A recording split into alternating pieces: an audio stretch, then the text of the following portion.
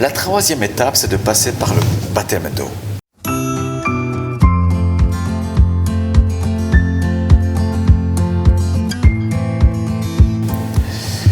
J'aimerais affirmer dans cet enseignement que le baptême des enfants n'est pas valable devant Dieu. Pourquoi je dis cela? La Bible nous dit dans Marc 16, verset 16, « Celui qui croira et qui sera baptisé. » Vous vous êtes repenti, vous avez mis votre foi en Dieu, alors vous pouvez être baptisé. Un bébé n'a pas à se repentir de quoi que ce soit, il ne le peut même pas. Il n'a pas conscience d'avoir péché et d'avoir offensé Dieu. Donc ce n'est pas un baptême, ce qu'on appelle le baptême des enfants. Le baptême d'eau, c'est un baptême par immersion. On est plongé dedans. Dans des cas exceptionnels, il n'y a peut-être pas assez d'eau sur la terre, à certains endroits géographiques, pour que la personne soit immergée, plongée dans l'eau. Mais la plupart du temps, il y a assez d'eau pour être immergée.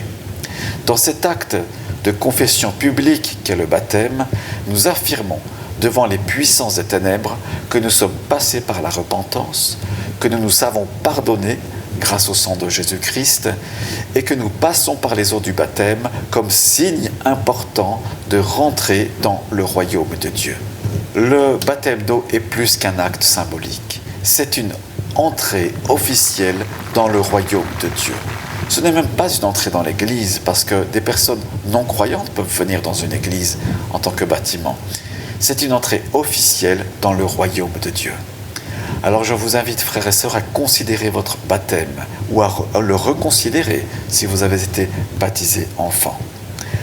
La Bible nous dit, dans Romains chapitre 6, que tous ceux qui ont été baptisés en Jésus-Christ, eh bien, c'est en sa mort qu'ils ont été baptisés.